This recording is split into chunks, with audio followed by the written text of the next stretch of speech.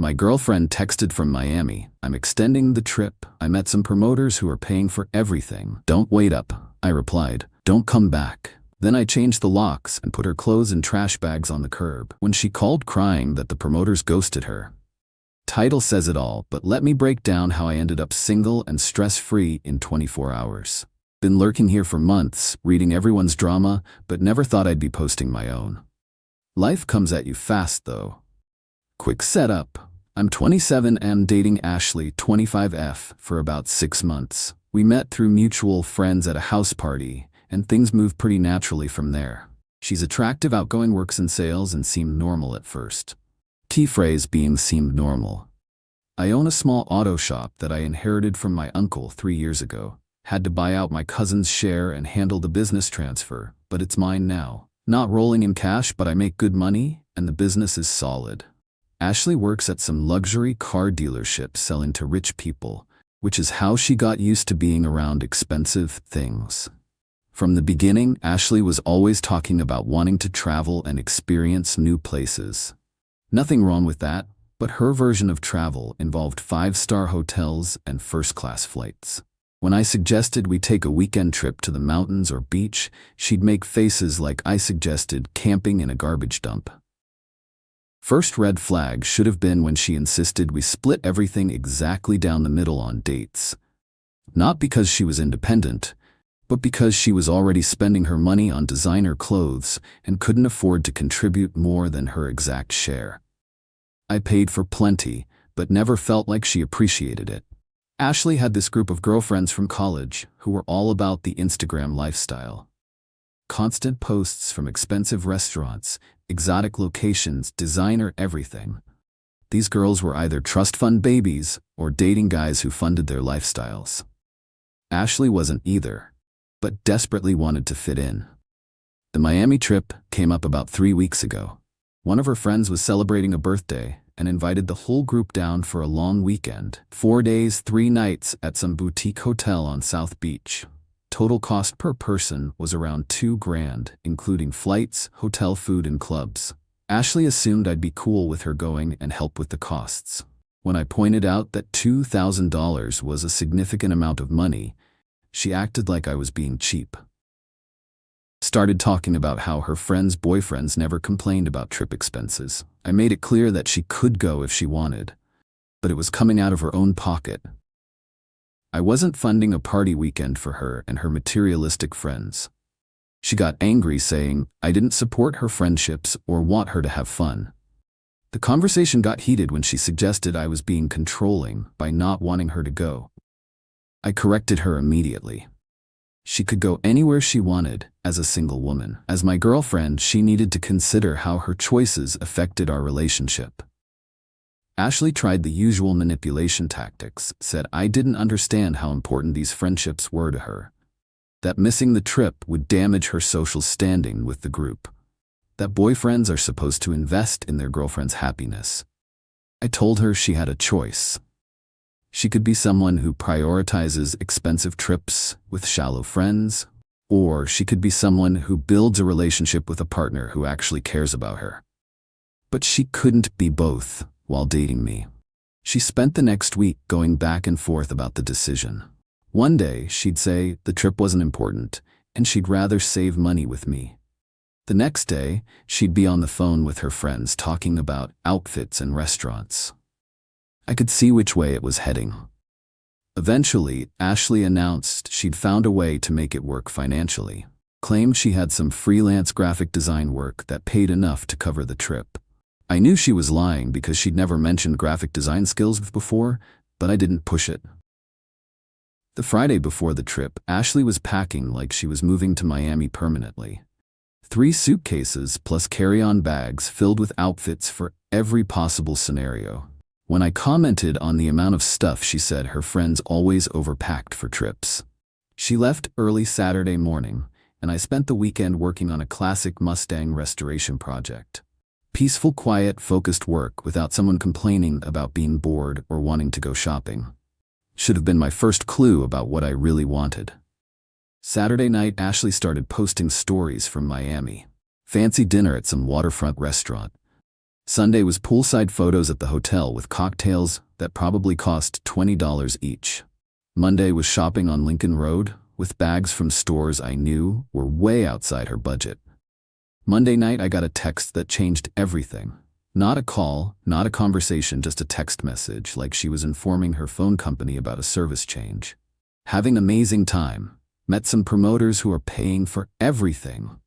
Extending the trip, don't wait up. I read it 3 times to make sure I understood correctly. My girlfriend was telling me she was staying in Miami with strange men who were financing her lifestyle. Not asking for my opinion, not discussing it with me, just informing me after the fact. The promoter's comment was what really got me. Every guy knows what that means. These weren't legitimate business contacts offering professional opportunities. They were guys with money looking to party with attractive women in exchange for picking up tabs. I texted back immediately, "Don't come back." 2 words that ended our relationship right there. No argument, no negotiation, no second chances. She chose to extend a trip with random men instead of coming home to her boyfriend. I chose to respect myself enough to end it immediately. Ashley responded an hour later with a bunch of question marks and then tried calling. I sent it straight to voicemail. Whatever explanation she had, I wasn't interested in hearing it. Her actions spoke louder than any words could. That night, I gathered up anything she'd left at my house. Clothes, toiletries, books, random stuff women leave everywhere when they're staying over weekends. Took maybe an hour to gather everything into trash bags. Not being vindictive, just efficient. She'd made her choice to stay in Miami with promoters, so she didn't need belongings at my place anymore. Tuesday morning, I had a locksmith come by and change all the locks on my house. Cost me $200 but worth every penny for peace of mind. Also had the garage codes changed in case she'd memorized them. The trash bags went to my garage Wednesday morning. Figured she had 30 days to contact me about getting her stuff back before I'd dispose of it legally. Standard breakup protocol. Wednesday evening my phone started blowing up. Ashley calling, crying, texting, demanding to know why her stuff was gone and why her key didn't work. I ignored everything and blocked her number after the 5th call. Thursday morning, I got a call from Ashley's friend Katie, who'd been on the Miami trip. Apparently, Ashley was stranded at the airport because she'd extended her trip but hadn't changed her return flight. The promoters had indeed ghosted her once they realized she wasn't interested in whatever they had planned. "She needs help getting home," Katie said. The promoters ditched her and now she can't afford to change her flight. She maxed out her credit card on the trip. I almost laughed. Sounds like she should call those promoters who were paying for everything. Come on, be reasonable. She made a mistake, but you can't just abandon her in Miami. Watch me. I hung up and blocked Katie's number too. Ashley's poor planning wasn't my emergency anymore. She'd chosen to extend a trip with strange men. Now she could figure out how to get home on her own. Friday afternoon, Ashley's sister Emma called. Apparently, Ashley had been texting the whole family begging for money to get home from Miami. Emma wanted to know what had happened and why I wasn't helping. I explained the situation calmly. Ashley had chosen to extend her trip with promoters who were paying for everything. When those arrangements fell through, she expected me to rescue her from the consequences of her own decisions. "She says you broke up with her through text message and threw away all her belongings," Emma said. She informed me through text message that she was extending her trip with strange men. I informed her through text message that the relationship was over. Seemed like appropriate communication for the situation. Emma tried to convince me to reconsider. Said Ashley was young and made an impulsive decision, but deep down loved me and wanted to work things out. I told her, love doesn't look like choosing random men in Miami over your boyfriend at home. Saturday morning, Ashley's mother called. This was getting ridiculous. 3 different family members trying to convince me to rescue someone who disrespected our relationship publicly and obviously. Mrs. Henderson went straight into guilt trip mode. How could I leave her daughter stranded in a strange city? What kind of man abandons a woman in need? Didn't I have any compassion or decency? Your daughter abandoned our relationship for promoters in Miami, I said calmly. She's an adult who made adult choices. Now she can deal with adult consequences. She's learned her lesson and promises it will never happen again. Good for her. She can apply that lesson to her next relationship. I blocked her number and decided this was getting out of hand.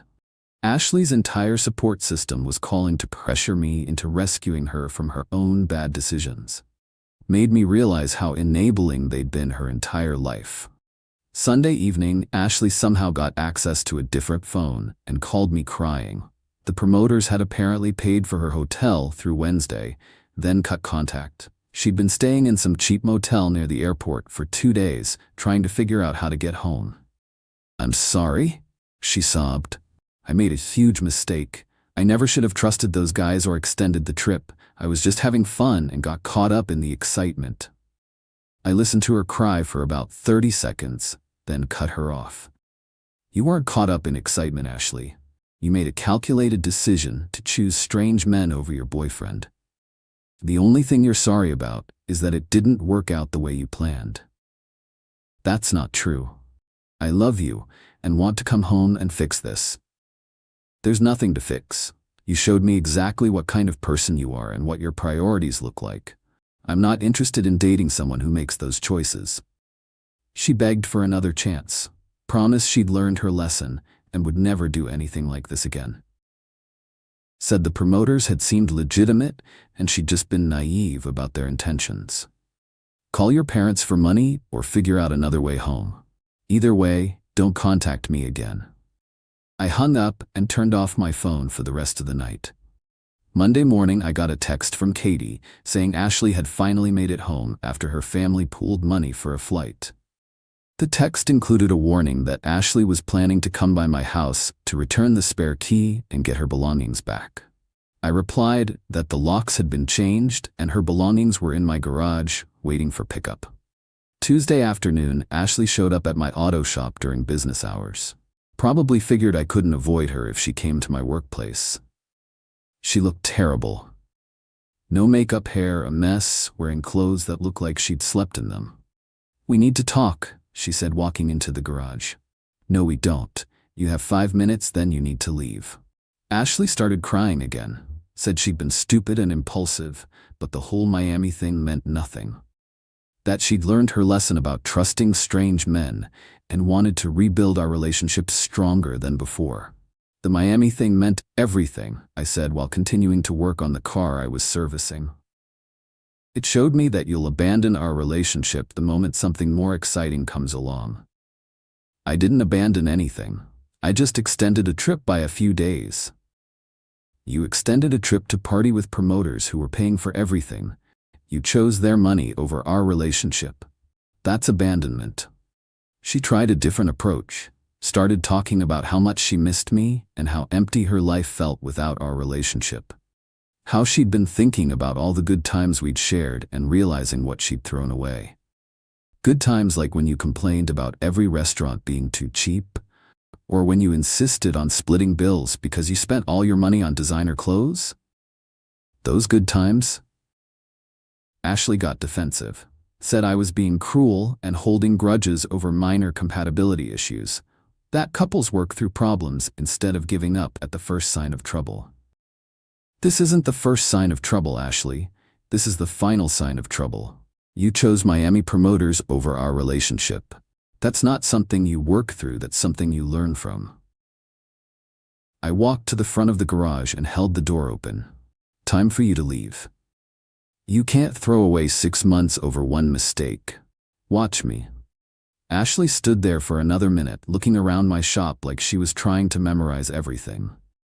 Then she walked out without another word. Haven't heard from her since. The whole experience taught me something important about dating and standards. Some people will test your boundaries to see how much they can get away with. If you don't enforce consequences immediately, they learn they can disrespect you without repercussions. Ashley thought she could have her Miami adventure and come back to a boyfriend who'd be grateful she returned at all. Instead, she came back to change locks and trash bags on the curb. Sometimes people need to learn that choices have permanent consequences. My friends think I was harsh for ending things so quickly. said I should have given her a chance to explain and work through the trust issues. But there wasn't anything to work through. She'd shown me her character under pressure, and it wasn't compatible with mine. 3 weeks later, and I'm focusing on my business and personal goals. Been on a couple dates with women who seem more mature and grounded. Funny how much easier dating is when you're not constantly worried about your girlfriend choosing other men over you. Ashley apparently moved back in with her parents after realizing she couldn't afford her apartment without help from boyfriends. Her friend Katie mentioned she was struggling financially and emotionally after the Miami disaster. Not my problem anymore. The auto shop is doing great, focusing on work and building something meaningful instead of managing someone else's poor decision-making. Turns out I'm much more productive when I'm not dealing with relationship drama every week. For guys dealing with similar situations, my advice is simple. Set clear boundaries and enforce them immediately when they're crossed. Don't negotiate with people who disrespect your relationship. And never rescue someone from consequences they created for themselves. Some women will test you to see if you're the type of man who tolerates being disrespected. Show them you're not, and watch how quickly they either shape up or ship out. Either outcome is a win for you.